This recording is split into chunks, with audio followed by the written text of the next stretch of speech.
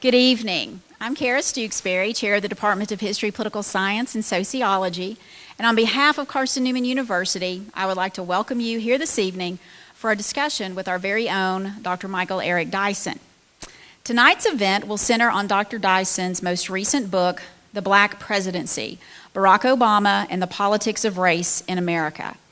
After tonight's stage presentation, which you may have gathered from the stage setup is a discussion-based format, we will expand the conversation to include the entire audience for questions for Dr. Dyson. Immediately following, you will have the opportunity to get your books signed and your pictures made in the lobby. Before we get started, I would like to ask Carson-Newman alumnus Harry Johnson to lead us in prayer.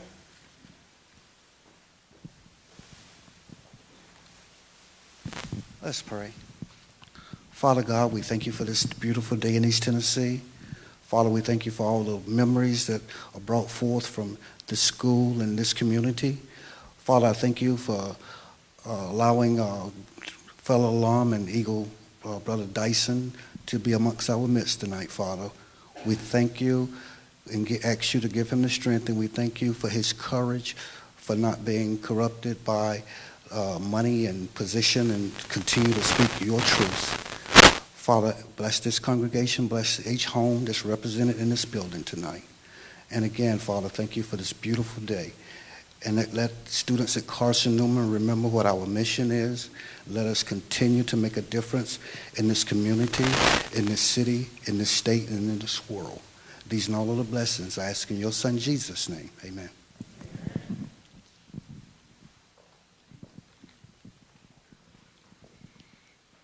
Joining me on the stage will be Cody Brandon. Cody is a political science and philosophy double major from Mount Juliet, Tennessee. He is a member of the Carson-Newman Honors Program, and in the fall will be attending law school at William & Mary. Also joining us for this discussion is Vice President of Advancement, Valerie Day.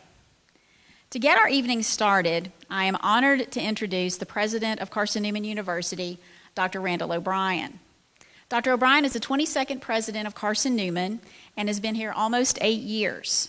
Prior to joining us here in Jefferson City, Dr. O'Brien served as the Executive Vice President, Provost, Professor of Religion, and Visiting Law Professor at Baylor University.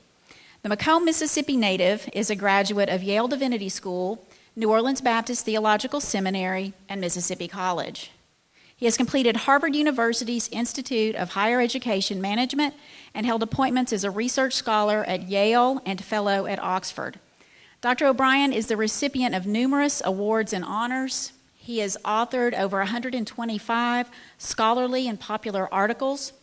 He also has served as a pastor of 19 churches, or as an interim pastor as well, not all 19 full-time, I'm assuming.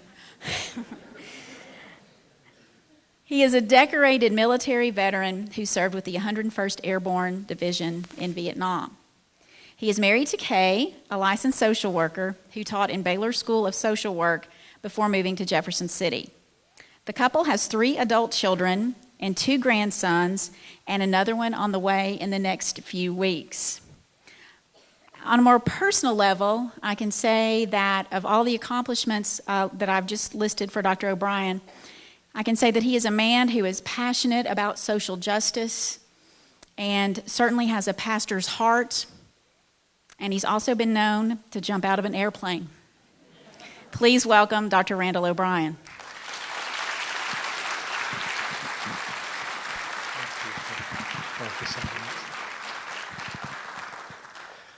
Thank you, Dr. Stewksbury. Well, good evening, everyone. Welcome to the earthquake.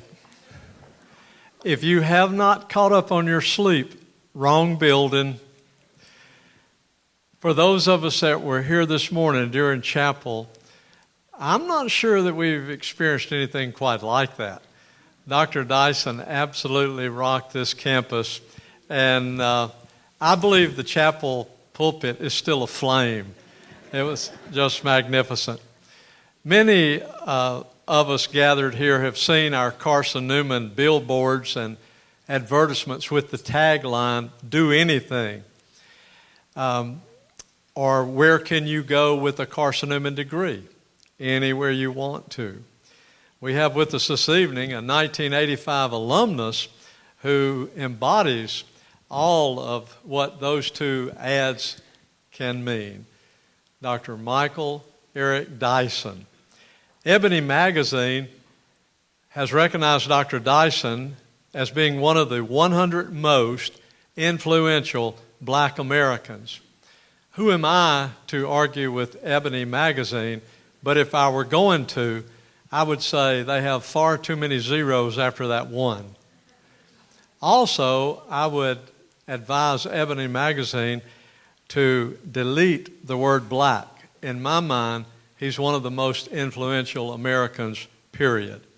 And Vanity Fair champions Dr. Dyson as, I quote, one of the most graceful and lucid intellectuals writing on race and politics today, end quote. Micheal Eric Dyson is a change agent and servant leader who has been professor of sociology at Georgetown University since 2007. He has previously taught at premier institutions in America, which include Brown University, the University of North Carolina at Chapel Hill, Columbia University, and the University of Pennsylvania.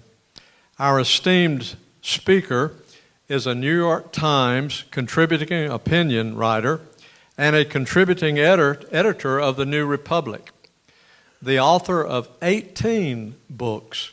He is a prominent academic, a noted public intellectual, provocateur, and recipient of countless prestigious accolades, including an American Book of the Year award and 2 NAACP Image Awards.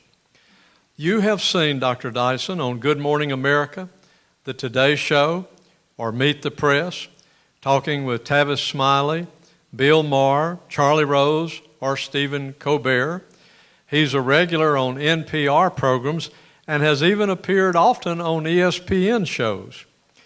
His important research and keen scholarship has helped shape American thinking and our discourse.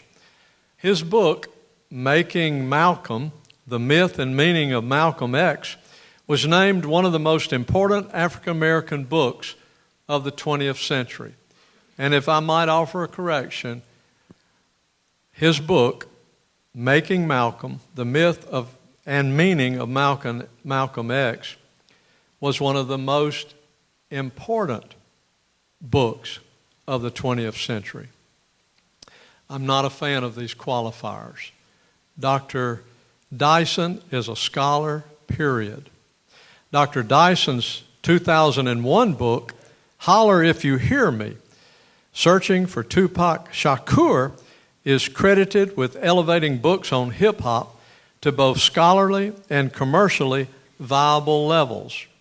Professor Dyson is an important voice in national conversations. His latest book, The Black Presidency, Barack Obama and the Politics of Race in America, is in its 5th printing and is considered quite significant in this moment in the life of our nation, and I think will continue to be significant for decades to come. Dr. Dyson's visit coincides with our year-long observance of a simple justice, the celebration of the 50th anniversary of the 1965 Voting Rights Act. Our distinguished guest was influenced by many legendary Carson-Newman professors, including Dr. Paul Brewer, Dr. Carolyn Blevins and Dr. Bill Blevins, Dr. Ellen Millsaps, Dr. Don Garner, Dr. Robert Birch, Dr. Don Olive, and Professor Jeff Daniel Marion. The Reverend Doctor has also served as pastor in area churches, including Knoxville's Mother Love and Loudoun's Mount Olive Baptist churches. This morning, after Dr. Dyson's sermon in chapel, at first I couldn't move, just sat there. And then when I could, I made my way to him and confessed. I've never heard anything like that. I didn't have the opportunity to hear the prophet Amos, nor did I have the opportunity to hear John the Baptist.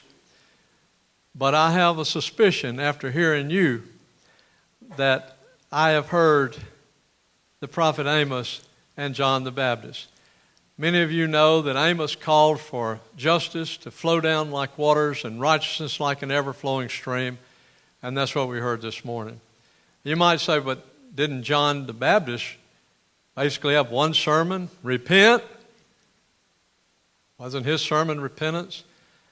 And that's what we heard this morning. One of the most powerful messages on repentance that I've ever heard. I would not be surprised if we didn't experience an Exodus 3 this morning. For there, we were told that bush was burning and it didn't go out. After tonight, I'm going to walk over to the chapel and see if that pulpit has gone out yet. That pulpit burst aflame. Let me say what a privilege it is today, how pleased we are in the Carson-Newman family to have one of our most distinguished graduates to come home, and how very glad I am to say, welcome home, Dr. Micheal Eric Dyson. Wow, that was some introduction. Yeah, I tell you, let's have the benediction. Well, again, I want to thank everybody in our audience for being here tonight. But I also want to thank you, Dr. Dyson. You have spent a whirlwind day with us at Carson-Newman, and we just once again want to welcome you home. Thank you so much. Great to be here. Well, tonight, Cody and I have a few questions for you, and then we're going to open it up to continue the conversation with our audience tonight. So I guess the million-dollar question, how in the heck did a young man from Detroit, Michigan, end up in Jefferson City, Tennessee at Carson-Newman University? Well, first of all, I want to say I'm grateful to be here with two distinguished interlocutors, a president quite unlike the one I had when I was here,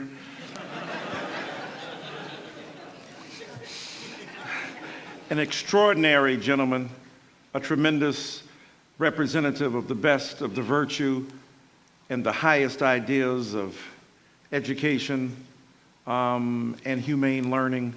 And I'm deeply grateful for the sense of reconnection to the root of this institution that produced me.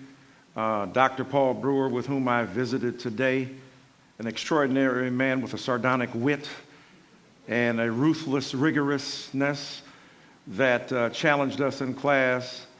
Dr. Don Olive, I don't know if Dr. Olive made it here tonight, but one of the most, Dr. Olive, my man, we had some great engagements. I believe I heard at dinner it was arguments. Oh, arguments. Well, if that's so, he taught me logic, so there it was. Petitio principi. So Dr. Olive, Dr. Millsaps, of course, Dr. Marion, Dr. Garner, Drs. Blevins, and of course, Dr. Shurton in New Testament. Just extraordinary scholars who gave me a sense of the breadth and depth of what could be achieved when one put one's mind to it. And I hung out with Dr. Olive when he was surveying, and I was his man on the ground there. So I'm still looking for opportunities to work, and I might hook back up with him later on. And my family is here as well. My father-in-law, Harold Chandler, is out here. My mother-in-law, Dr. Shirley Napier, Miss Desiree Bowers, and the great Brenda Dyson are here. I just got to shout them out. Stand up so they can see y'all right here.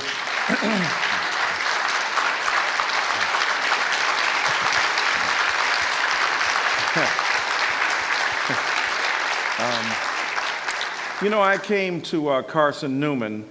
I was a teen father in Detroit, Michigan, working odd jobs, hustling on the street, wanting to have a better future for my son, working in a factory and the like. So near the age of 21, after I had accepted my call into the ministry a few years earlier, but then formalized it right after coming to Knoxville, I met people in my church who had gone to Knoxville College, who were alumni and alumnae of Knoxville College. And they told me about it. I called Knoxville College up, gave them my transcript, and as Sam Cooke said, grabbed an armful of Greyhound and went to Knoxville College. That's where I first met Dr. Shirley Napier. All the people were in love with her. You can understand why. Because of her keen intellectual insight and her beauty. And had a tremendous time at Knoxville College, but wanted to broaden my study of philosophy. And they didn't have the requisite predicate there in terms of their curriculum. And so I came here to study with Dr. Brewer and Dr. Olive, among many others, to sharpen my own intellectual insight and to whet my appetite. So I ended up here at Carson-Newman College hanging out with the good folk here. Mm-hmm. So to jump right into your book, you talk about in The Black Presidency, having our first black president be one that may not have done as much for African Americans as some people expected. Do you see that as a failure of the Obama presidency, or is his mixed approach, sometimes chastising, sometimes leading amazing grace, one that you think transcends expectations? Wow, that's a brilliant question. You know, I think that there were external limits imposed upon the president, a country that made an implicit bargain with him. If you won't remind us of our whiteness, we won't remind you that you're a black president. As the president talked about the adjective modifying the noun, he wanted, and rightfully so, to be the president of the United States of America, who happened to be black, understandably so. He wanted to be in league with the best presidents, Jefferson, Lincoln, LBJ, FDR, all the great alphabets. Not so much Andrew Jackson. What's up, Harriet? What's up, Harriet? One owned slaves, one rebelled against it. And now you got Jacksons, no. You got Franklins, and you got Lincolns, and you got some Tubmans in your pocket. That's a good thing. And so he desired to edify that office, to continue a great pedigree and an enormously important lineage of presidents who had made transformational difference. Remember, he said about Bill Clinton, good president, but not really transformational. A little inside digging, a little racial and political arbitrajuring, inside trading on distinctions that presidents make among themselves that are reflected in the broader community. So there's no question that Obama had limits imposed upon him. People weren't necessarily inclined to believe that race is a subject we should engage. In fact, many people thought that we had gone into a post-racial nirvana, an ideal state where we had done away with race. But really, when you dug beneath the surface, post-race was really post-black. We thought we had been there, done black, finished with it. You know, we're now electing a black president. That means we've done away with all of the niceties and the beautiful representations of race. Let's get to the heart of the matter, and it's about democracy and not necessarily race. Obama embraced that to a certain degree until the reality came. You know, Mike Tyson said everybody has a plan until he gets hit. And so the reality is that Obama got hit. The far right began to obstruct. On the day of his initial inauguration in 2009, that night, Newt Gingrich and many other politicians met in a steakhouse in D.C. and began to plot and plan not the overthrow of the Obama presidency, but the kind of rhetorical resistance to his legitimate authority. And they wanted to make him a one-term president. Now, I know politics is hardball, and often political opponents engage in all manner of sometimes deceitful, often very difficult political magic. But this was especially pernicious because the plan was to undermine the legitimacy of and the authority of the presidency, and not simply to oppose him, but to extend the trajectory of the presidency as a governing body, as in his case a representative, the executive branch. So it's one thing to say I didn't vote for you, I disagree with you, but where we can work together, let's work together. That was not the plan. The plan was, let's make him a one-term president. And so that was very difficult to raise the issue of race when the economy was in horrible tatters when he came into office. You know, a lot of people on the left were mad that he saved the banks, but can you imagine those headlines? First black president allows the banks to fail. Forget first term, you might not have made it out of that first week if you allowed that to happen. He not only bailed out the banks, he not only gave TARP money, he not only redistributed cash to very cash poor parts of this country. He addressed the Great Recession, which was a depression for many. He bailed out the automobile industry. All of this in the first 2 years, and gave us health care. Was it the ideal? No. Did we want the single payer? All the stuff that people wanted, sure. But politics also is about the manageability of what is actually achievable. Not the ideal representation, the telos, the goal, toward which Dr. Olive and Dr. Brewer taught me. We strove as a collective, as a demos, as a polis, as a state. No, we're trying to figure out what we can do on the ground that's realistic that can be achieved. And so Obama had those limits imposed upon him, plus he was a racial procrastinator. He was racially hesitant. You understand why. It's tough. Every time he talked about race, the poll numbers tanked. But then again, he wasn't necessarily evoking racial division. He was the racial division. His very body unleashed a force in America that the collective unconscious of many white Americans was in open rebellion against, right? And it was extremely difficult because there were all kinds of things. He was the first president never to ever have the failure to automatically raise the debt ceiling. That was just like, the debt ceiling is about bills you already got. It ain't no future stuff. It's stuff we've already got on the American Express bill, but we refuse to pay it. No other president has faced that, not Jimmy Carter on the liberal side or Ronald Reagan on the conservative side. He was the first president to be called a liar in Congress as they met together by the South Carolina Congressman Joe Wilson. The first president that we can recall to get blessed out on the tarmac in Arizona by a white female governor with her finger in his face. And on and on and on, the politics of disrespect, the ritual engagement of a certain kind of black containment. So when you put that together with his natural hesitancy to speak about race, his procrastination about doing it, until forced into the bully pulpit, made for a rather lethal cocktail that the nation had to consume. And as a result of that, there is created a vacuum. Race will be dealt with. If you don't get ahead of the curve, you leave a vacuum, to mix metaphors, and what happens? Donald Trump begins to interpret for you what race means. No disrespect to the Donald, but he is not necessarily the arbiter of race relations that we might ideally put forth, right? So I think that those circumstances, the confluence of all of those realities, is what rendered Obama rather mute to begin with, and then less effective than he might otherwise have been had he earlier on taken on this two-headed beast. And Barack Obama certainly has knocked down that door and opened that window and made it feasible that a person of color, or perhaps a woman, right? Not telling you who to vote for, but if you run a car, don't put it in cruise control. Play games, don't be Trump tight. And I've chosen to forego Colonel Sanders and chicken. So what's interesting, I don't know, just things I think about out loud. Sometimes the best man for the job is a woman. So what's interesting, it seems to me,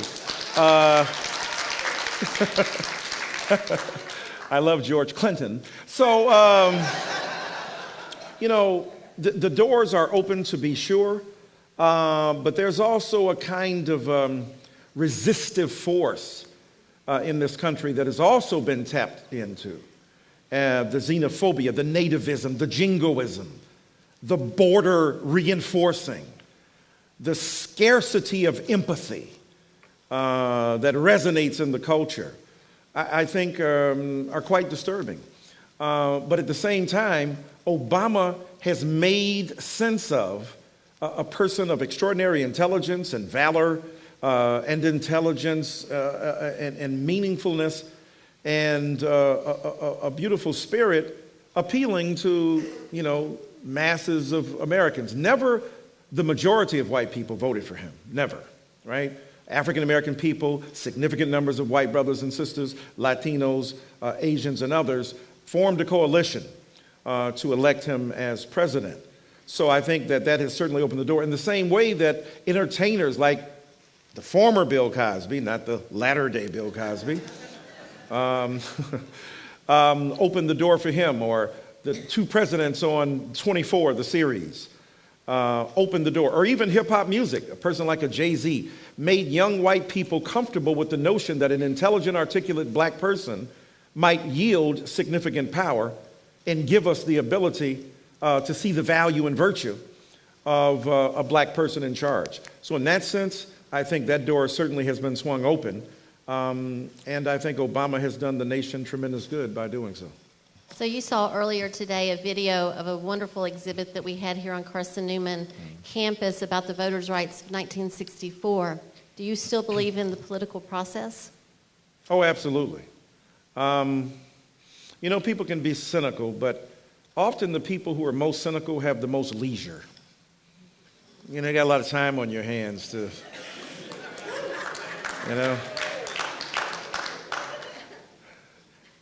Dr. Oliver's here to write Schopenhauer-like ruminations on pessimisms of will and stuff. All right, that's cool. But the people whose backs are against the wall got to get up every day, got to work, have to do the right thing. And in that sense, there's no question that the political process, while not perfect, is able to change things, is able to do things, is able to manifest concrete resolve to transform the society within which we live. And I know a lot of young people get involved, a lot of millennials get involved. You want immediate change. The Twitter generation, 140 characters. And I ain't mad. Facebook, Snapchat, Vimeo, Tinder, just Google. In my generation, we had to face the book and read it.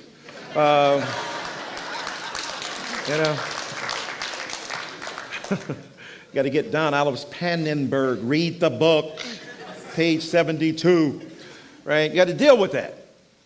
And so it was important and interesting for us to engage those ideas. A lot of millennials, rightfully so, are impatient with the pace of change, and therefore they step it up, and that's beautiful.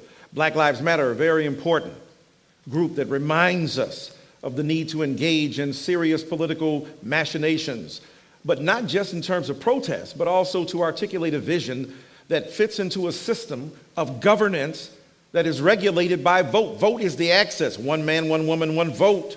The ability to register your dissent or support. And why does voting matter? Think about it. The prosecutor McGinty in Cleveland and Alvarez in Chicago are out of office, both of whom refused to take to the grand jury and successfully prosecute police people, and waited an entirely too long time in the case of Alvarez and Laquan McDonald in Chicago, and Tamir Rice, and refusing to press charges against those police in Cleveland. People put them out of office through the vote. That's on the left, the right, wherever you stand. Conservative Republicans, or liberal Democrats or centrists, the reality is the vote makes a difference. It matters. People paid a price for that vote. The precious documents that are central to the imagination of American culture remind us of the precious liberties for which many people fought, and those refounding fathers and mothers in the 1960s who came along to remind us of the extraordinary valor of everyday people. That's why I'm moved by the story of our president of Carson-Newman University giving his own bronze medal to a heroic, valorous woman in the civil rights movement. I'm glad that those faces will be on the back of a $5 bill to remind us of the extraordinary commitment that these people exhibited, the blood that was shed, the energy that was expended, the enormous celebration of democratic ideals, even when those people were having them denied to them. Returning soldiers in World War II with their uniforms on were often lynched. And here were these soldiers defending the right of these bigots in America to kill them because they had freedom. Defending your right to exist and to breathe free air on free soil in America. And the consequence of that, of course, was that they were murdered in the process. So yeah, that vote makes a big difference. And I know people are cynical and it doesn't achieve everything. Well, look at it this way. You can vote and do social service. You can vote and do political protests. You can vote and engage in serious forms of insurrection and revolution as your own vision dictates. So it's not an either or, and the vote is still critical. That's why Shelby versus Holder, that came out a few years ago, that gutted significant measures of the Voting Rights Act, especially as they related to the enforcement of those laws in local municipalities, especially in the South, that were not easily, ordinarily, or naturally given over to policing themselves. And it's extremely important for us to be vigilant in preserving the right of people to vote.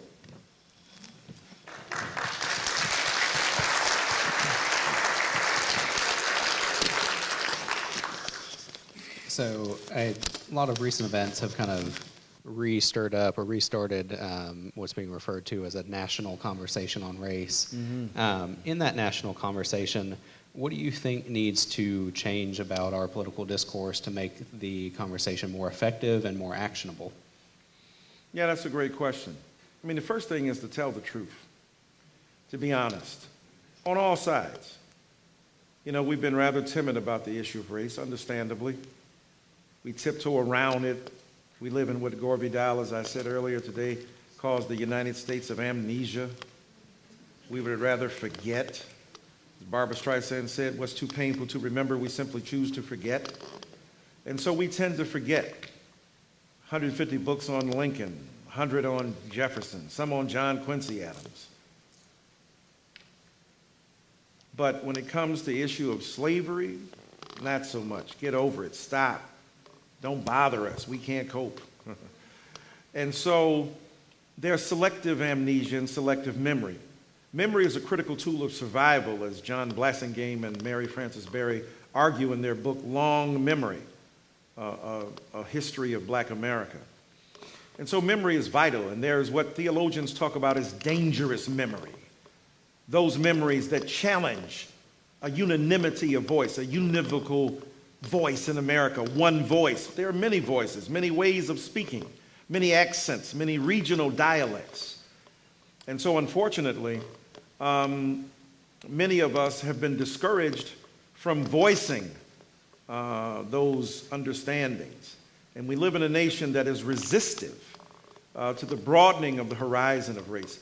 And a lot of us just don't tell the truth. We're not explicit about race. We're rather inferential, as Stuart Hall, the social analyst, calls it, or we implicate, we signify.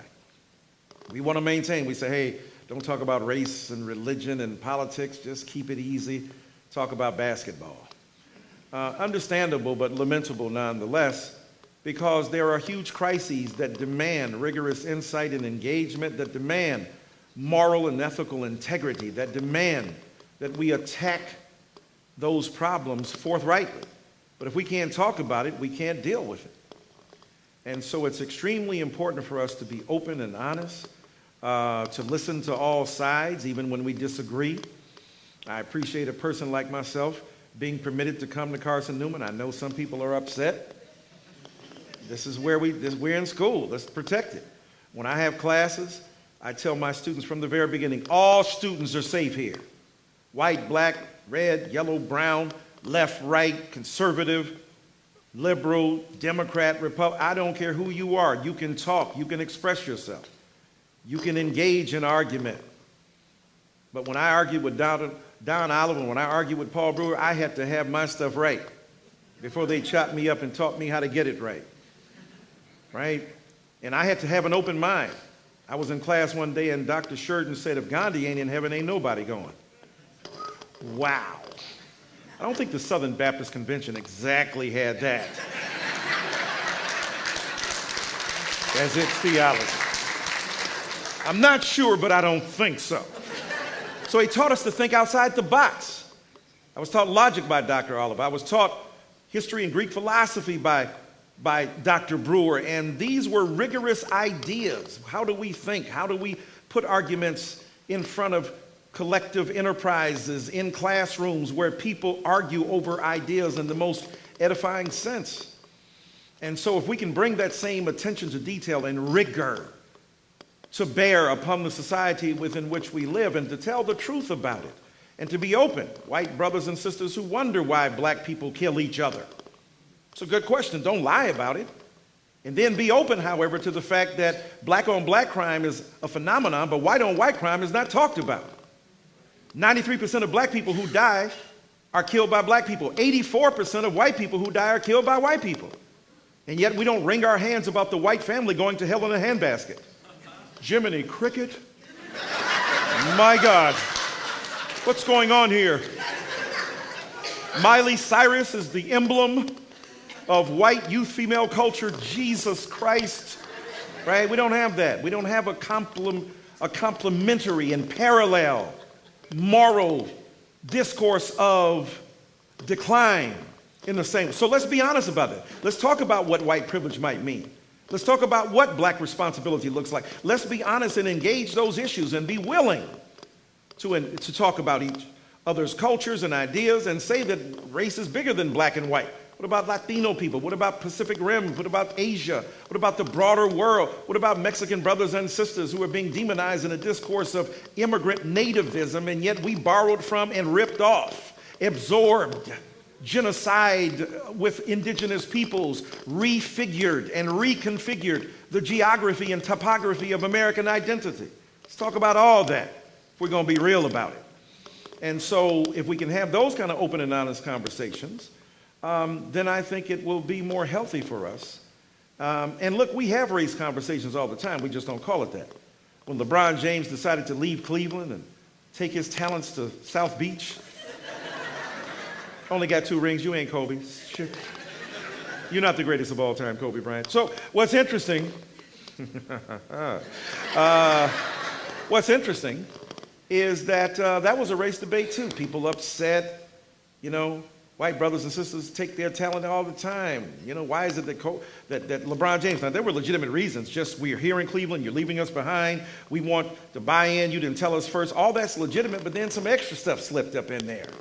Like he was somehow disloyal at a certain level, that he was an uppity person. There were very problematic discourses that accreted around that particular idea. So we have raised conversations, right? When you think about the death today of the great Prince Rogers Nelson, and the way in which he talked, he was himself in a biracial seething cauldron in Minneapolis, Minnesota, where racial bifurcation was going on and also racial fusion. And the mingling and merging and fusing of races was happening apace.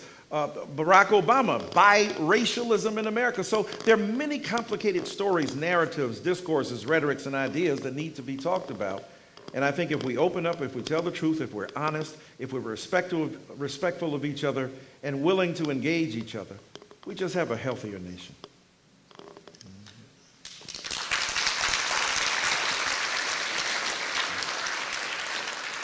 You've written a lot about Dr. Martin Luther King Jr. Mm-hmm. What do you think he would think of our race relations today? Well, I've been out here now for too long. I wake up like Rip Van Winkle, and what in the hell is going on? Well, look, Dr. King was at the low ebb of his popularity when he died. People tend to forget that. 1968, his unfavorable rating among black people was 55 to 60%. White Americans, even more unfavorable. He could barely find a university lectern that would hear his thoughts. No American publisher wanted to publish his books. His own alma mater at historically black college, Morehouse College, refused to put him on the board of trustees until 2.5 years before he died.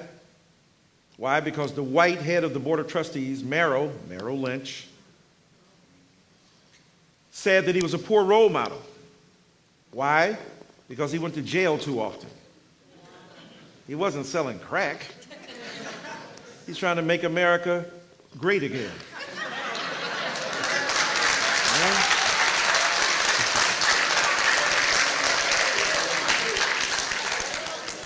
Huge idea, huge.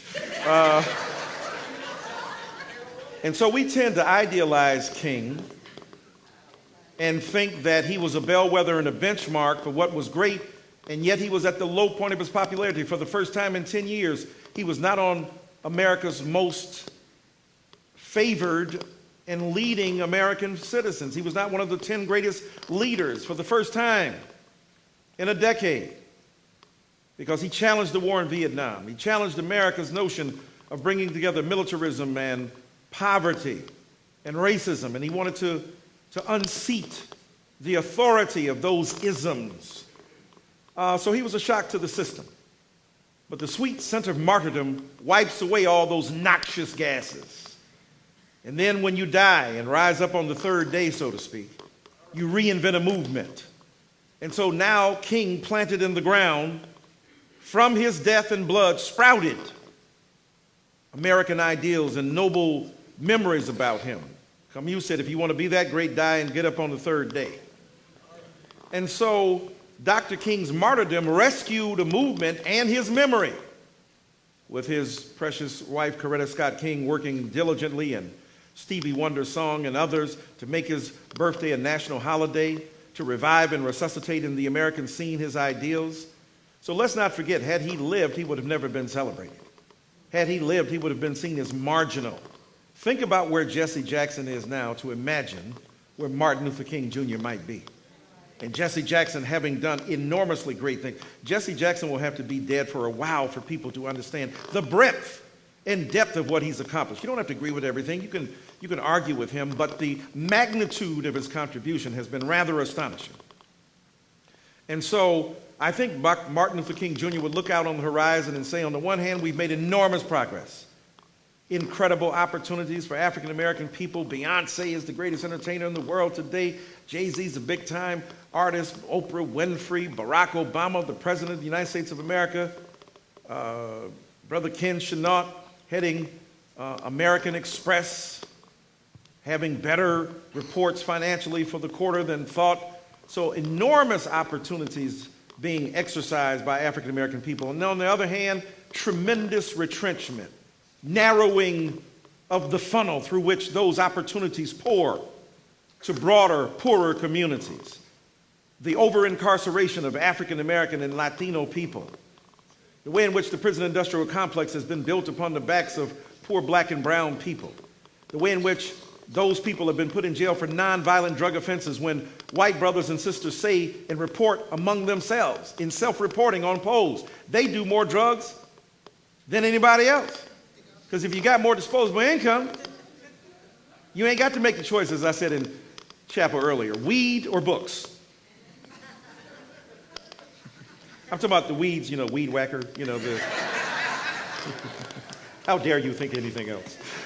So you don't have to have a choice between recreational drugs that many people use. I know y'all Christian now. I know you now, but some of you experimented before.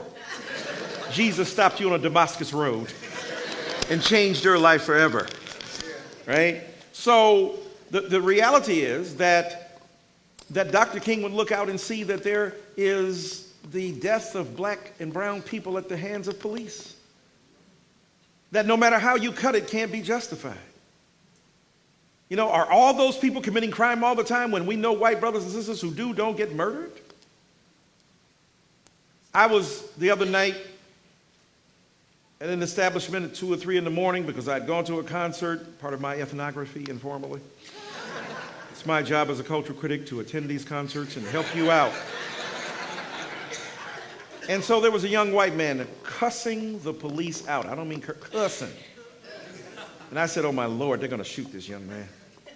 And then it occurred to me, he's a young white man. And what did they say? Son, you're drunk. Now you need to go home. If you got a number, we'll call you. Can we get some of that?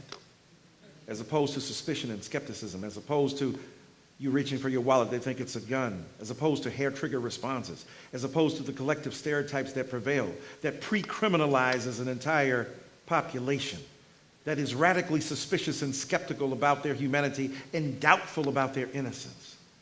These abstract conceptions play out in lethal fashion.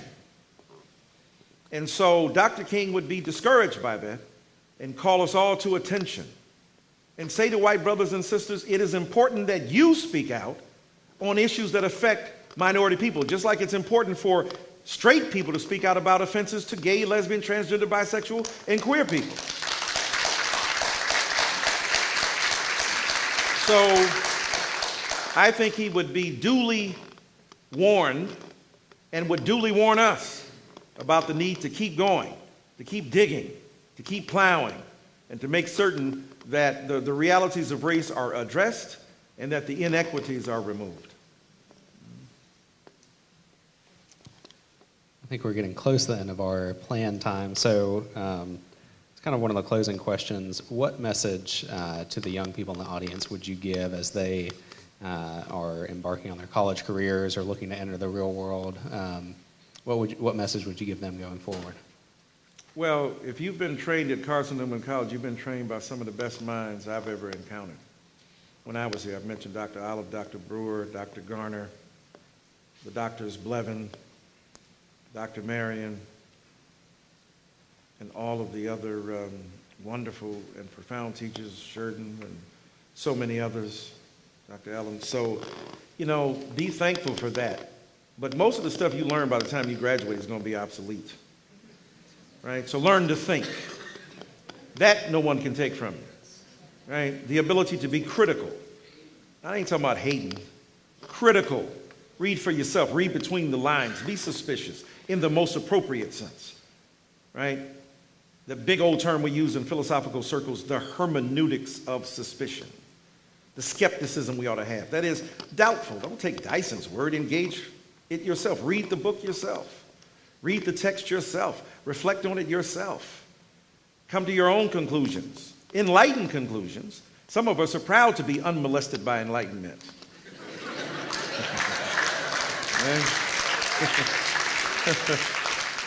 Ain't been to school and damn proud of it. Guess what, son? And it shows. But beyond that, I think that, look, this is a big, broad world you're entering. Dangerous, but also delightfully, enormously possible times. Possibility itself is the coin of the realm. What people have done to remake this world through social media, through access to technology, has been incredible. So find your niche, whether in STEM or the humanities, whether working at McDonald's. Get better fries for us if you can. Dig better ditches, survey better lands, get better instruments, think more insightfully and reflectively, learn the use of time and labor, help people understand if you're a lawyer or a doctor or, some other kind of public servant, the value of their bodies and their intelligences, and help the world solve real problems. And as you go into the world, have an open mind. Not so open your brains fall out, right? You got to hold on to your principles, but be willing to be provisional about them. I'm going to hold true to this until something else comes along to challenge that. Be willing to be open and to ask tough questions. God ain't scared of your mind.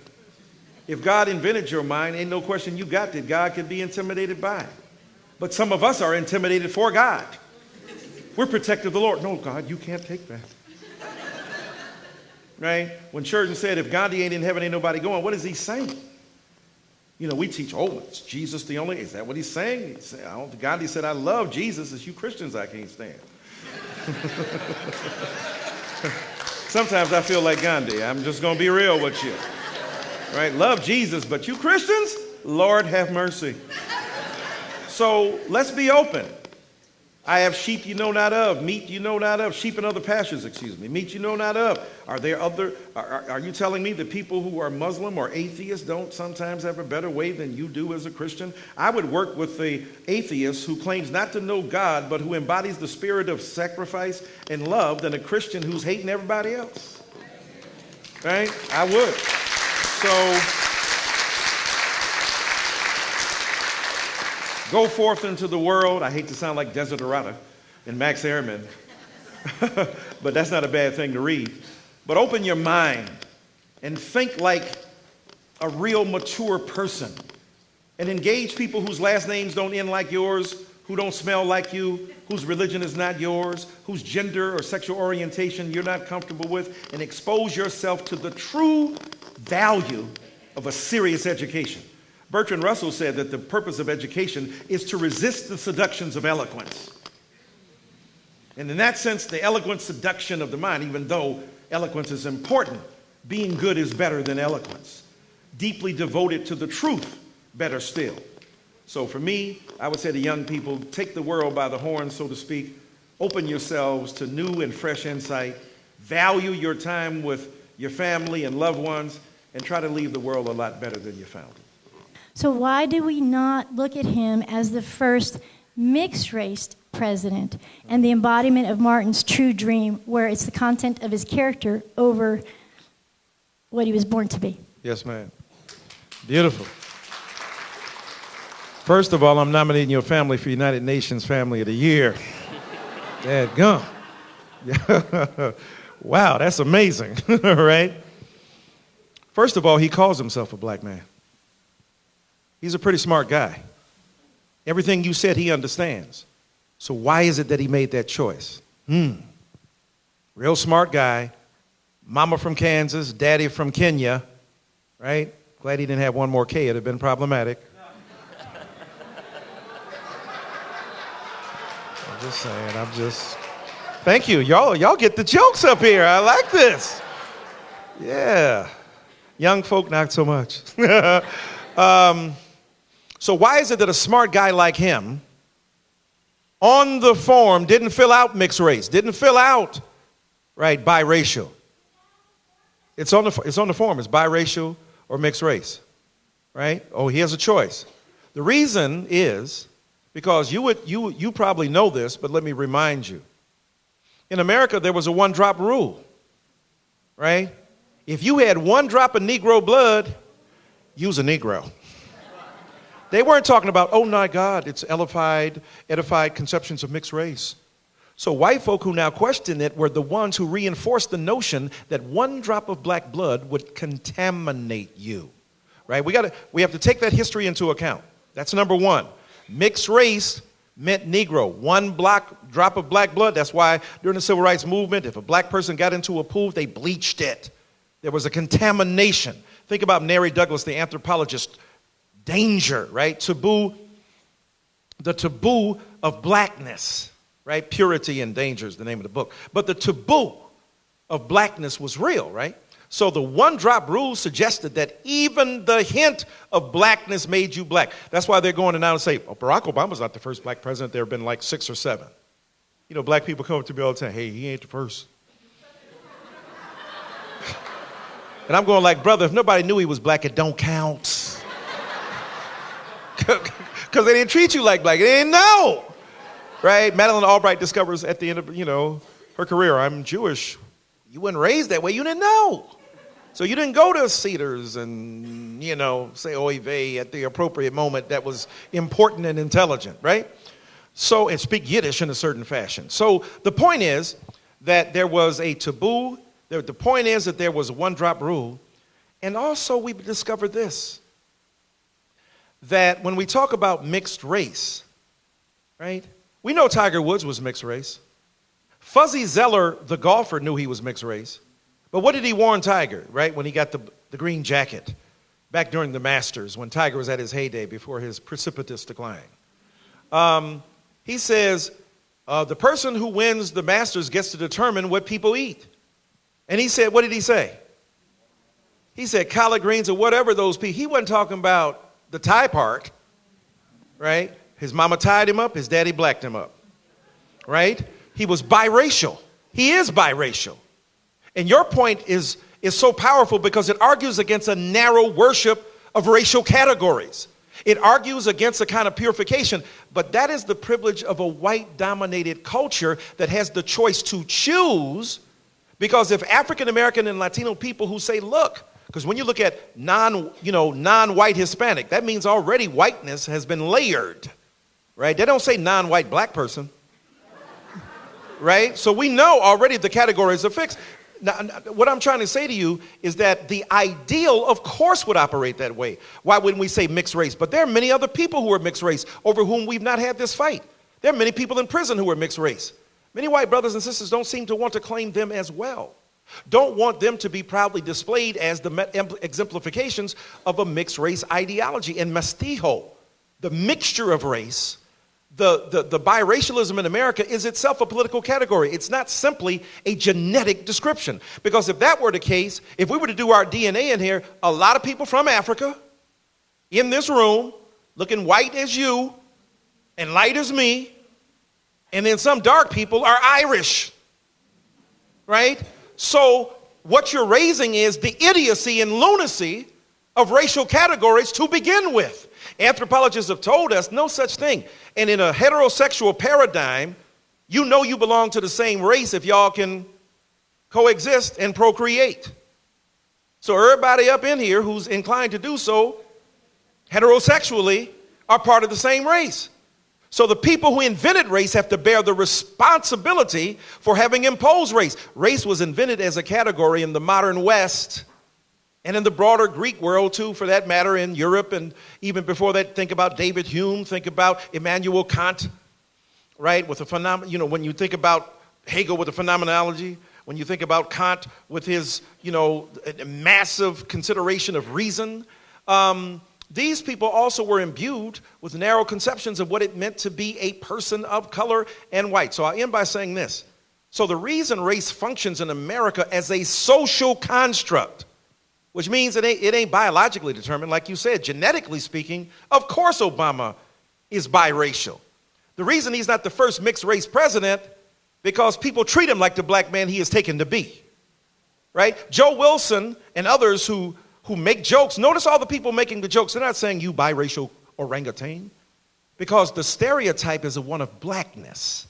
So when you talk about Dr. King didn't believe in a race-neutral ideal, right? When people talk about, hey, I don't see color. Are you blind? Now, wait a minute. So what I'm saying to you, I don't want people to be blind to my color. I don't want to transcend race. I just want you to transcend what you think about my race.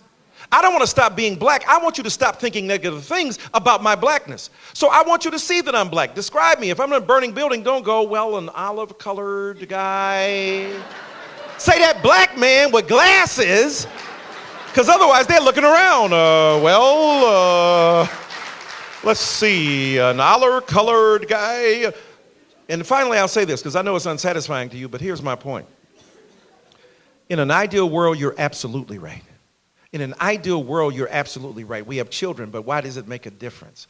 Mexican, right? Donald Trump ain't against mixed race people, mestizo. He's against and speaks about a specific group of people and what they represent collectively in his mind.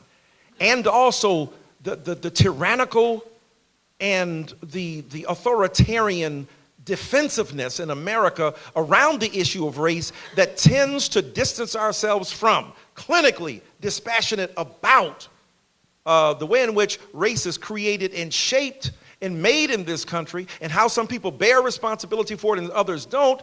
There's a certain kind of white privilege that operates at its height to be able to dismiss the ability of us to name race and to be raced, to understand what it means, and to understand that it's a political category. James Baldwin, race is a political category. Your genetic structure and inheritance, not so much. Your biological determinant, not so much. But race itself, I'm European, okay. I'm Italian, I'm Lithuanian, I'm Polish, I'm Jewish, right? I'm from all these countries. But when you come to America, it's remade in the crucible of race. Now you're white. Everybody? Yes. Even people from Kennebunkport, Maine versus those from Hope, Arkansas? Yes. But we know it's more complicated than that. Class, gender, sexual orientation.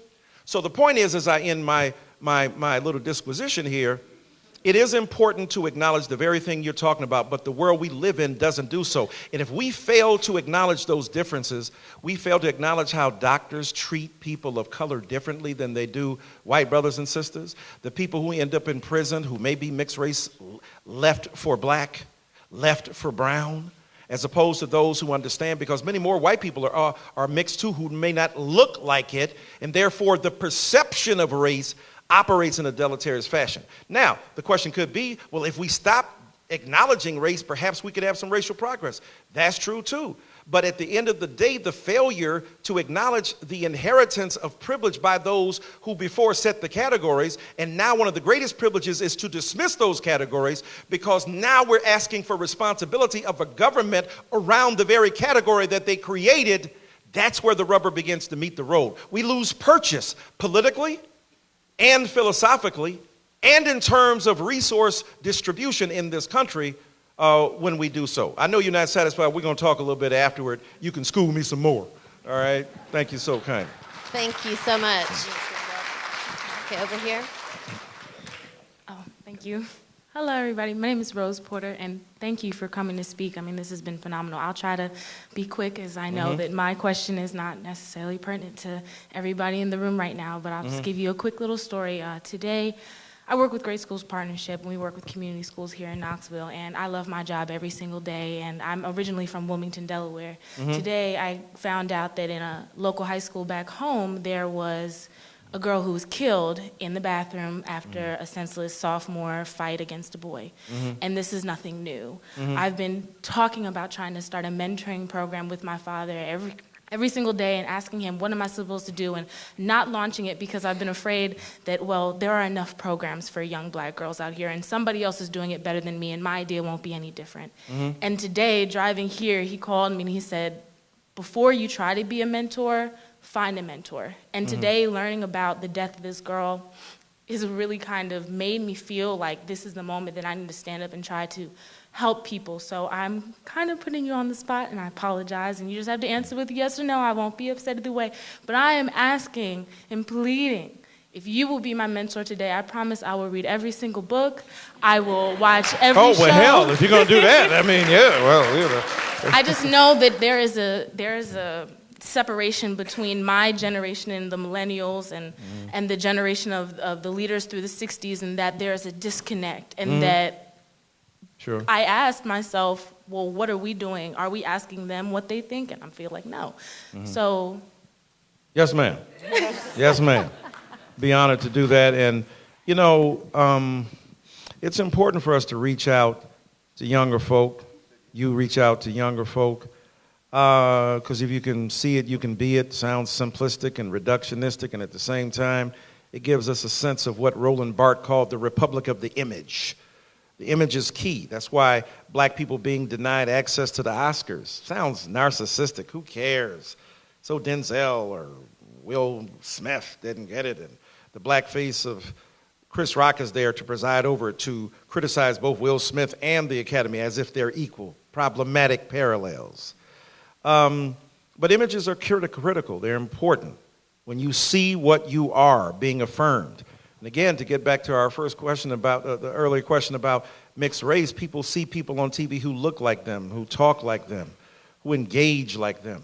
It's extremely important for people of color to see that. So in that sense, mentoring is incredibly important. And among black people, the first people to respond as mentors are white women. Then I think it's black women, white men, and then black men at the end, right, among those ethnic and racial groups.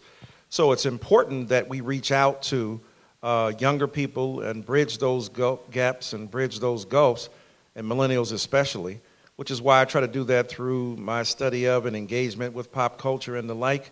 Not simply to be an old man trying to be hip, though that can't hurt, but also to use it as a means and a vehicle to try to reach and engage people. So we'll get a chance to talk after the program as well. Yes, ma'am. Any questions? Hi, doctor. How you doing? Hey, how are you? Good. I feel like I asked the wrong question after following after hers, so So my question, my name is Chelsea. My question is, what books, apart from your own, do you recommend millennials to read so that we may connect the dots of racial issues across history so we can get a big picture of where we are today? That's a great question, too. I would start with James Baldwin.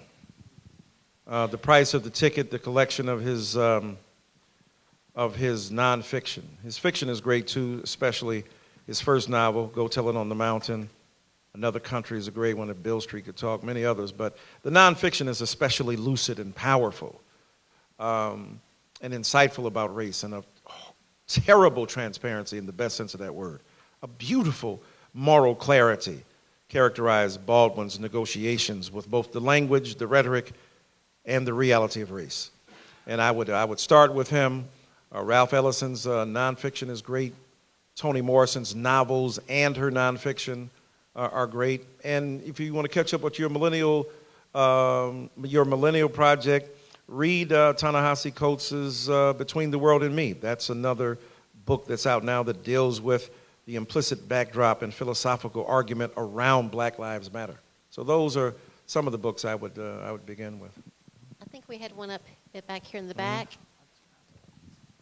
Doctor, it's good to see you, and my name is Clara Osborne. Explain to me, clarify for me, how we can celebrate all the Elizabeths of England and so forth, and there is not a woman in America intelligent enough or suitable enough to be president of the United States.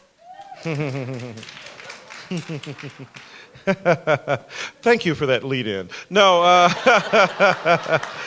she forced me. I wasn't going to tell you, but I'm with you on that. I'm with you. I think Hillary's the smartest person out there. I'm just going to be telling you the truth. I do.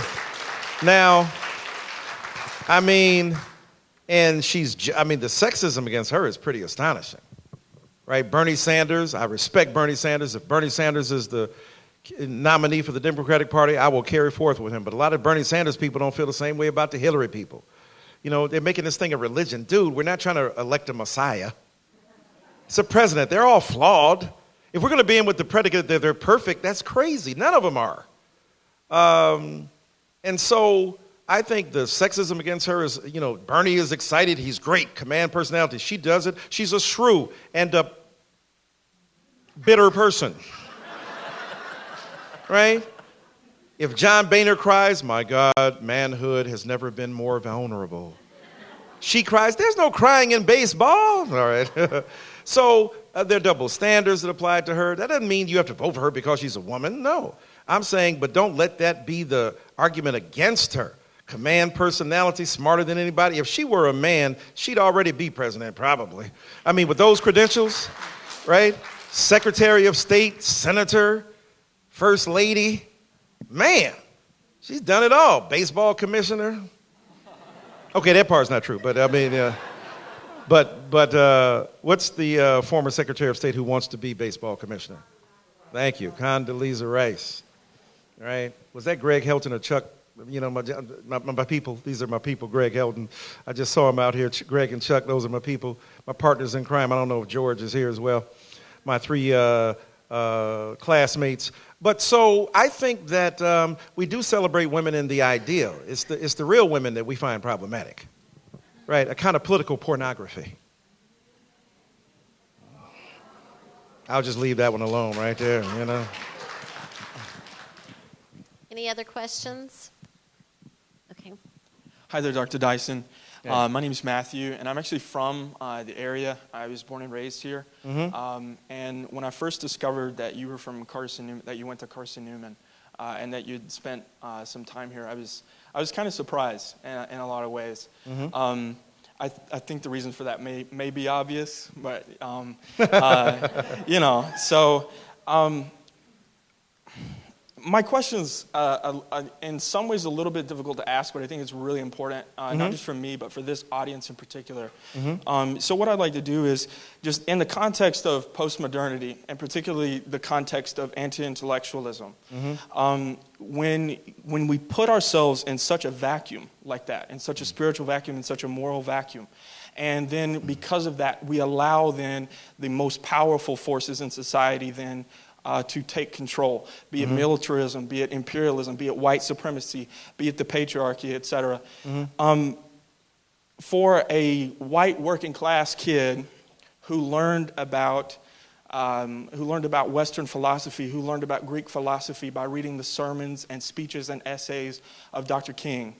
That was actually how I learned about old dead white people, was actually through a black man. Given that context, how would someone in my status be an ally? How do I supplant those powerful forces? How do I seek to supplant imperialism? How do I seek to supplant militarism? How do I seek to supplant, white supremacy and the patriarchy without perpetuating those very same things through my action in trying to be an ally? If my question makes sense. Yeah, it does. How do I reach out without taking over the platform? If you will? Right. No, that's a brilliant point and a great question. And it is extremely important for all of us to be conscious of our limitations and our subject positions, right? Yes, sir. So that you as a white working class male, nominates a particular spot in status. It doesn't exhaust it, but it does explain it. But it's the opening salvo. It's not the final shot. And so our lives are constantly in process, right? In a kind of Alfred North Whitehead sense, and then also in a kind of Weberian sociological sense. We're just constantly renegotiating our status, rethinking our place, and to become aware.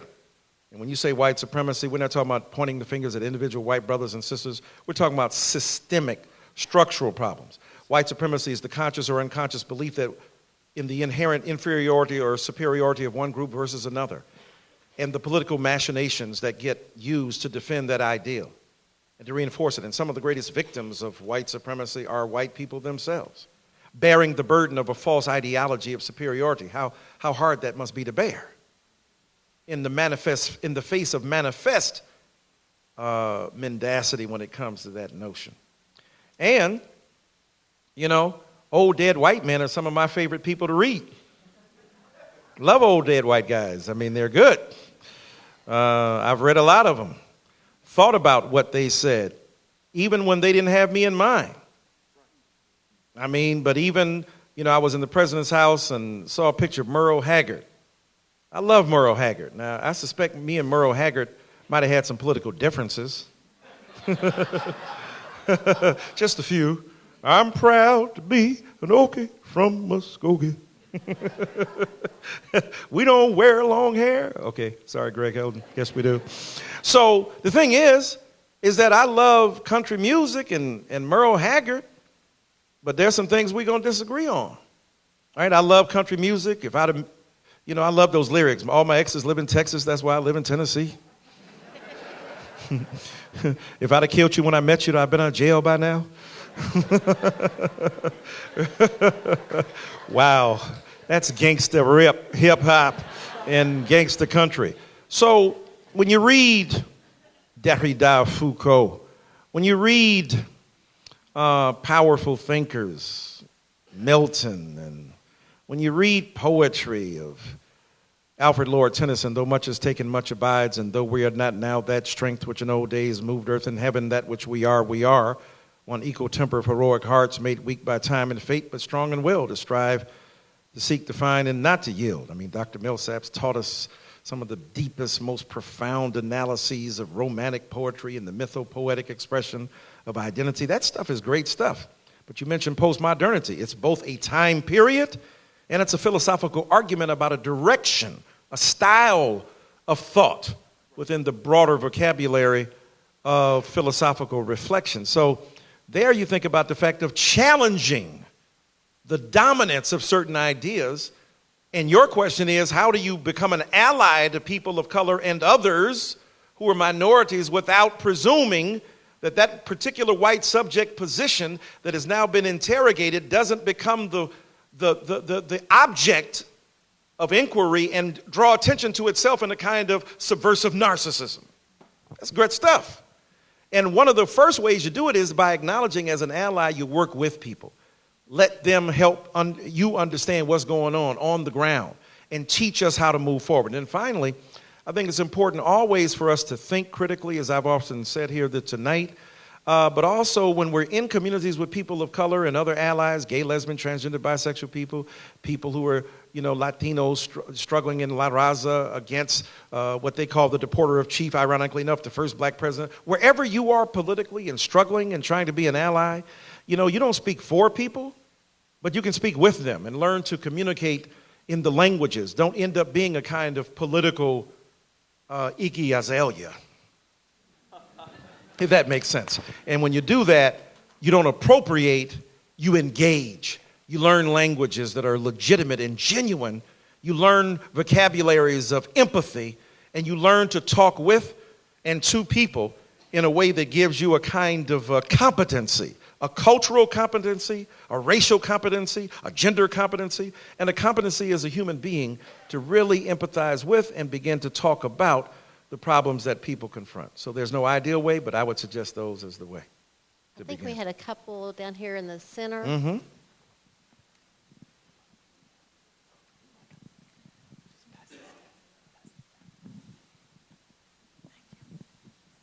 Hi, I have a question about Black Lives Matter. I'd like to know, is it parallel to Jesse Jackson's Operation Push? Is it the same type of organization that was going on back in the 60s, Black Lives Matter? Thank you, Ms. Bowers. Yeah, I was with Jesse Jackson on Saturday. We were having a conversation about my book on his program that was on television and radio. One of the great figures that we've ever produced. There are some parallels. I am somebody. Love me, respect me, protect me, never neglect me, right? Sounds good and poetic and so on, but it has a lot of meaning. Black Lives Matter is a movement that has a contemporary resonance, but heck, black people have been trying to tell America Black lives should matter from the get-go. Right? I Can't Breathe from Eric Garner didn't start in New York. It started on a slave ship. I can't breathe.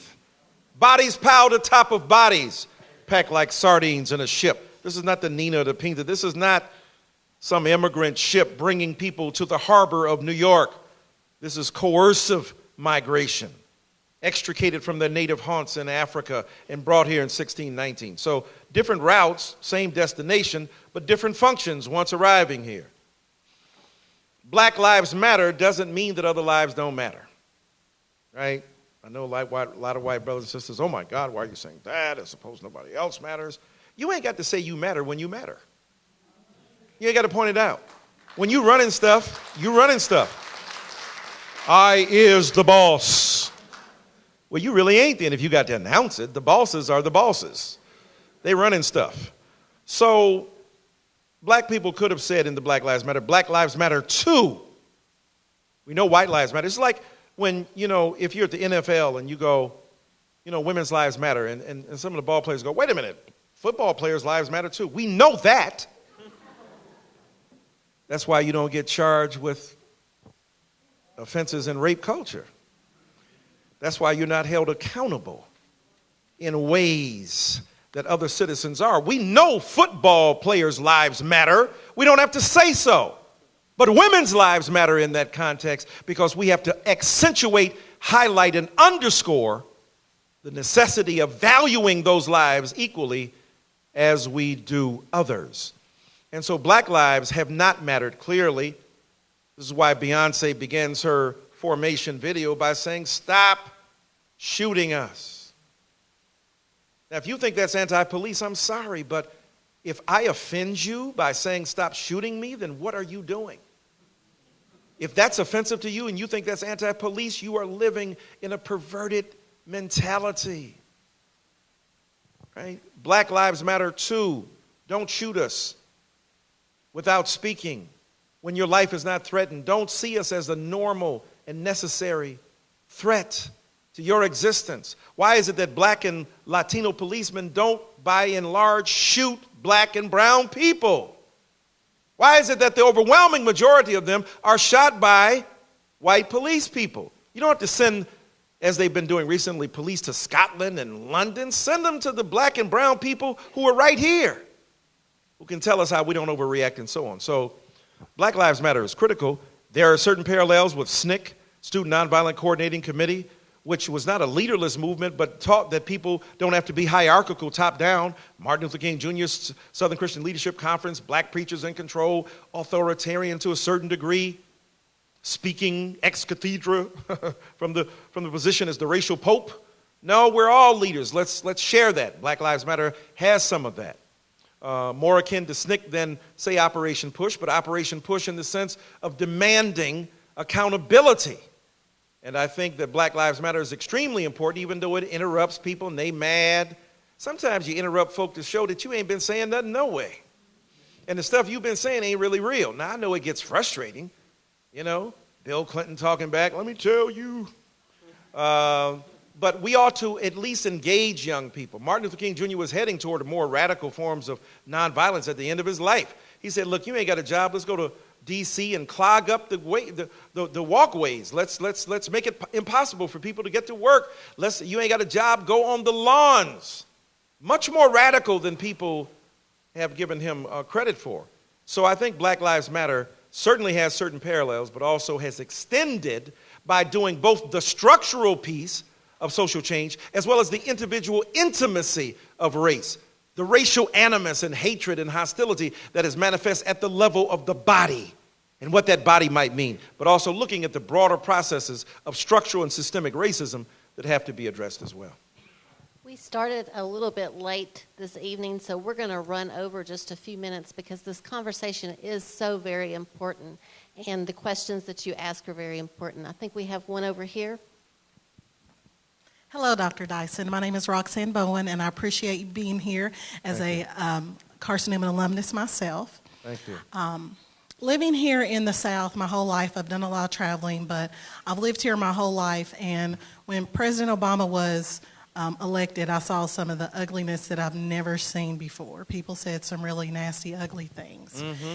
And sometimes it's hard to engage people.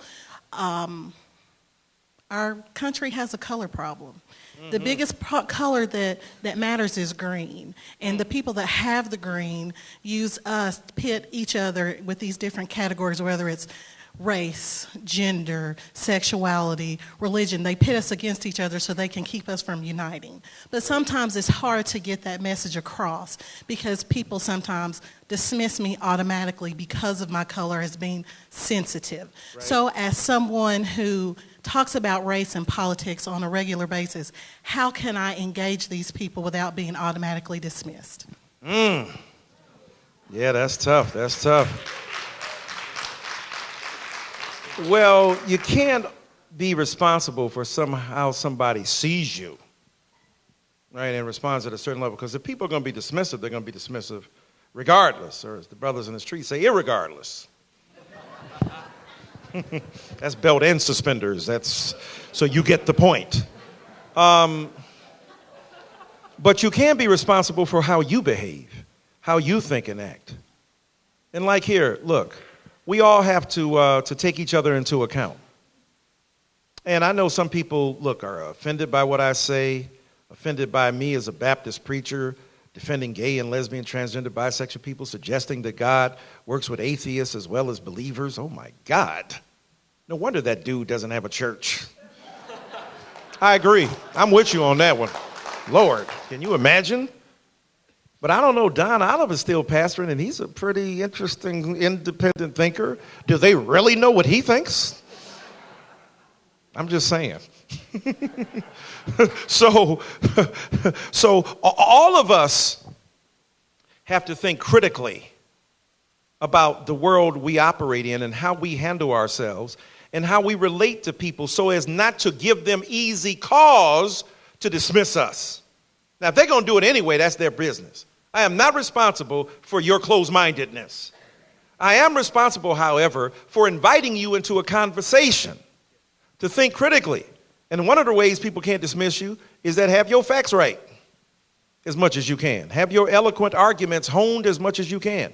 And be as reasonable as possible and try to be open to discourse and conversation, dissent, right? I'm open to dissent. People may disagree with what I'm saying. I'm sure a lot of young students, white students especially, not used to hearing what they perceive to be an articulate black man coming whole hog and in uncompromising fashion against some of the principles that they've held dear. And I understand that. That's difficult. That's difficult for a lot of people. I go to a lot of black churches and preach against homophobia. As Dr. Brewer used to say, that goes over like a brick cloud. It ain't something people trying to eat up. But I'm trying to have my arguments right, and I'm trying to say, look, are we going to turn into sexual rednecks? Scare quotes? We're going to turn around and use the Bible the same way white folk use it against us to justify and legitimate white supremacy? We turn around and justify male supremacy? Or heterosexism? Are we going to do it that way? Right? So that's uncomfortable. That's challenging, but not nastily. We say to white brothers and sisters, not used. See, people of color and women are used to hearing stuff about us that's ridiculous all the time. But people not used to hearing it get upset, leave rooms. How dare you? Let me leave. We ain't got the leisure to leave. We got to stay, because if we leave, the decision's going to be made behind our backs. We'd rather be in the room, figure out what's going on. I mean, listen now, I ain't be leaving. No. So your responsibility is to be as sharp and as sensitive and as smart as possible, and leave the other stuff to people who, because there are enough people who will hear. And if they don't want to hear and you're being reasonable, then I can't make you love me, right? As Bonnie Raitt would say. It's a Bonnie Raitt approach. I can't make you tolerate me, right? You can't do it. But what you can do is be the best human being and the best thinker you can be. And if people dismiss you, they look crazy. I mean, like, man, damn, Dyson was being reasonable. He's criticizing black homophobia. He's criticizing white privilege. The dude was balanced. Oh, no, he's crazy. He's not. I'm trying to be balanced. So if you disagree with me, say it. Have your reasons right, though, because we're going to engage Don Olive, Mike Dyson style up in this piece right here. All right? No doubt.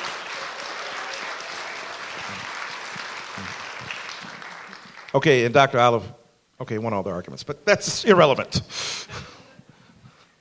Well, Dr. Dyson, I'm relatively new to talking about these subjects of race and race relations, so if I say something that might be perceived as insensitive, I apologize for that. Thank you, sir. But I'll also preface by saying I am a gay student, and to hear you this morning uplift and affirm LGBTQ people in all of the many rainbow colors we exist made that burning pulpit that Randall O'Brien mentioned sound and feel like the voice of God. So thank you for that. God bless you. Thank you, sir.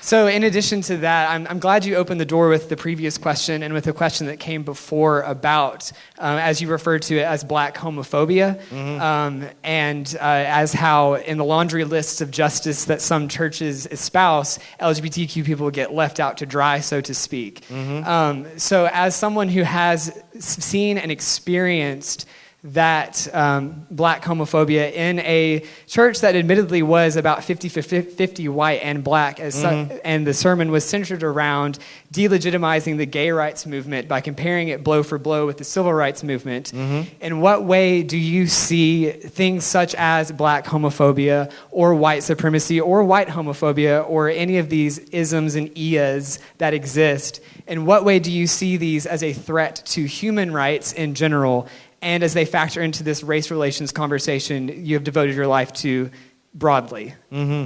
Yes, sir. Thank you so very much for your courageous and valorous stand there. Yeah, look, I think that all these things should be taken seriously. We should, when I said interrogate our subject position, figure out where we are, what we think, the contradictions involved. One of the reasons I think black people have been so homophobic is because, now this is anecdotal, this is, my argument, it could be weak, y'all can beat me down. But one of the reasons is because black people's, quote, normal sexuality, the heterosexual, was itself seen queer from the beginning, right? So that black people themselves were already queered. Let me look at your genitals. That ain't normal.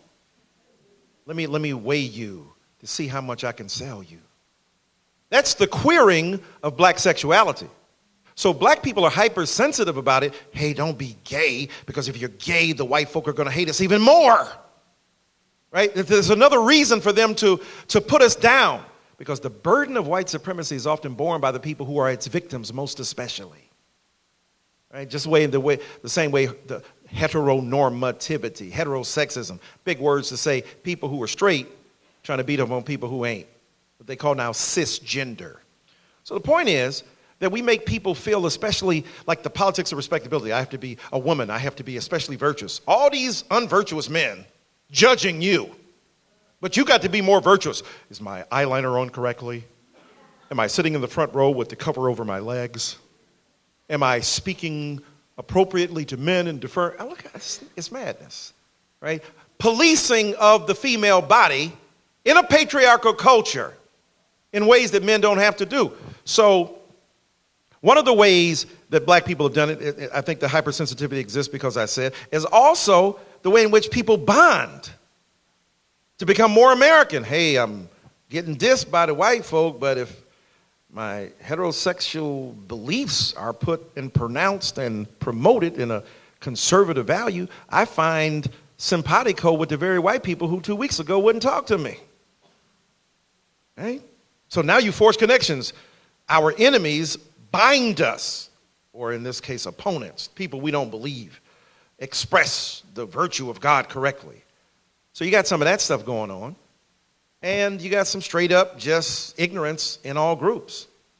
Just like you got racism among white, gay, lesbian, transgender, bisexual people.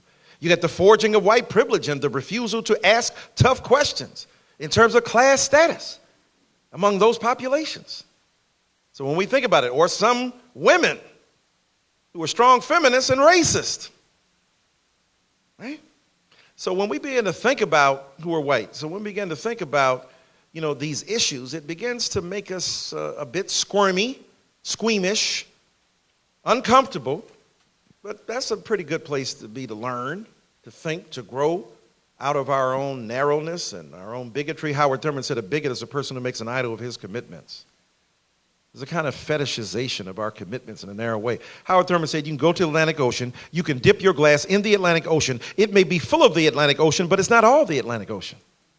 Nobody exhausts truth, capital T. You don't even carry that. My ways are not your ways. My thoughts are not your thoughts. You don't even know. It's a great gulf fixed in a Lazarus-like way between God and us. So how the heck, if you buy into that philosophy, I should say. So how the heck are we going to make these arguments about our humanity with such authority? We are harder on people than God is. I remember James Washington, the late great historian, church historian said, some of us go to church to love God instead of our neighbor. Isn't that something? And so there's a way in which we hide behind these religious viewpoints and the like. So what we have to do is to be, skeptical about our own righteousness, a little bit suspicious, a little bit more humble, and figure out ways to find a sense, as our earlier questioner brilliantly talked about, in terms of being an ally, but also in ways in which we're checking ourselves for all those biases we might smuggle in, whether we're black or white or red, brown, yellow in this country, and how we participate in a culture that harms other people and wants to judge them in a narrow fashion, if that makes sense to what your question is. I think we have time for one more. Several hands up. There's a gentleman over here to the right. Professor Dyson. Oh, okay. Where are we at? I'm over here. All right. Back here in the back. First of all, we had some classes together, so I just want to mention that so you won't be so rough on me. Uh-huh. Yeah. What's your name? Yeah. I don't know who My you are. name's Ian Braun. Ian Braun. Okay, yeah, hey, you man. spoke with my wife earlier today. Yeah, no doubt, man. Okay.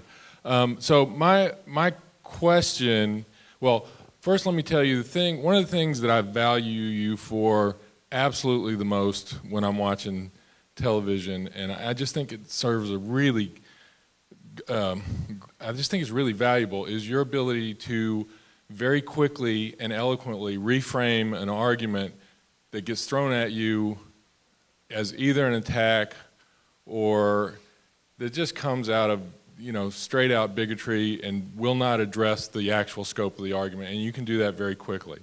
And I value that like crazy because I think that's the initial change in perspective is the thing that can then start to open minds and change minds. However, having said that, in terms of discourse, television is a madhouse, and everybody in here knows that, and everybody would agree with that. I think that's the initial step, but how do we broaden the scope when everything is in 5-second sound bites and yelling, and that's then, I teach high school, that's then what I deal with in the high school. Yep. And so I turn that around, and almost always we'll try and flip that argument. But I have the privilege of an hour and a half class where I can do that. Sure. Where most people have a really quick passing discussion to be able to do that. Yeah. And then on the macro scale, in the national media, it's always the yelling. Yeah. And not everybody is Michael Eric Dyson. Well, bless you for that, man. So just your general thoughts on that. No, it's a great point. I probably learned a lot from you in class, man. That's why I'm glad you're my classmate. But that's why you seek multiple fora. Like the book ain't the article ain't the blog ain't the appearance on TV. They're just, you got to hit them on every front, right? Now, you heard me earlier talk about, if you were here, about Twitteracy. I didn't use that word, but that's what I'm talking about. Literacy reduced to 140 characters. Wow. Now, the beauty of literacy, or Twitteracy, is that the tweeter, can carry archives that we used to have to go to the library for. And that's where the lies are buried, so we got to dig them up. I used to go to the card catalog. Do you even know what a card catalog is? Look at you have no idea. 1086. You have no idea. You think that's a radio station. 1086. That's the sociology part, bruh. Philosophy over here, English over here, literary criticism over here, Old Testament, New Testament. I loved browsing, smelling the papyrus, looking for one book and finding another, just browsing, just getting lost for hours. Get some more books over in the library, will you? Please, get some more books over there, man. It's just healthy to have a surplus literacy engaged at the level of the text, touching it and feeling it and marking it. Now you can do the same thing on, you could write up your Kindles and all that stuff. It just ain't the same thing.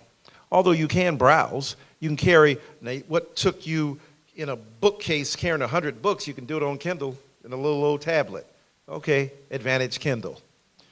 But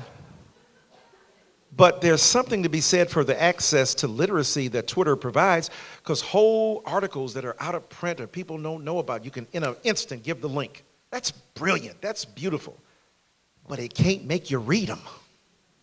And all these people be asking me stuff on Twitter. What are your views on blackness and Christianity? What? So I give them about 4 books I've written. And they look at me like, the hell? Dude, you thinking 140 characters? I'm going to tell you about that subject? I can't even get it out tonight. I can't hardly get it out tonight. And I'm running my mouth.